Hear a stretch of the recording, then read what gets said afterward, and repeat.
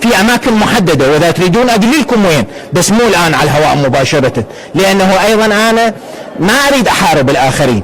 وارد هاي الصالات يوميا المعدل، وعندي دراسة $2,000,000.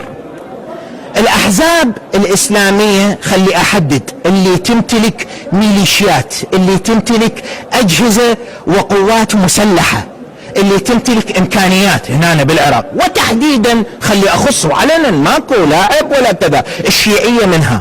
طبعا أتحدث عن البعض، ما قلت كل الأحزاب، ما قلت كل لا، واضح أنه أنا المنعني.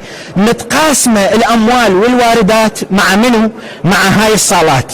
أحد الأحزاب يوميا $500,000 يسلم من قبل هاي صالات القمار، يمول بيها ربعه وجماعته، والا هذا الصرف والاستيلاء على ارض العراق وهاي الدعايه الكبيره. من يجيبون الاموال؟ من له $500,000 يوميا؟ نعم، عنده وزراء مستولي مثلا على النفط، يلعب بالدوله العراقيه، هذا كله صحيح، بس انا احكي واحد تيجي يوميا $500,000 اكو من عندكم واحد يرفضها؟ لا طبعا. هاي اللي متعلقه بصالات القمار اللي قلت ما موجوده لا بمونتي كارلو ولا بلندن ولا حتى ببيروت، ما موجودة هيك صالات اللي موجودة الآن عندنا بالعراق.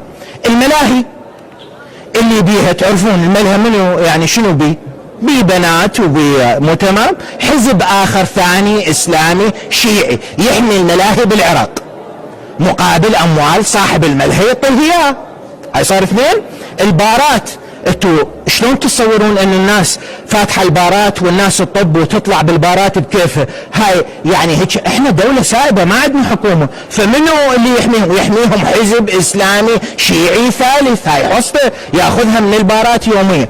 والا شنو التصريح لما يطلع لك فد رئيس كتله بالعراق وشخصيه محترمه، ما اريد انا اتحدى ضده، يقول لك 72 ملهى بالعراق مو رسمي.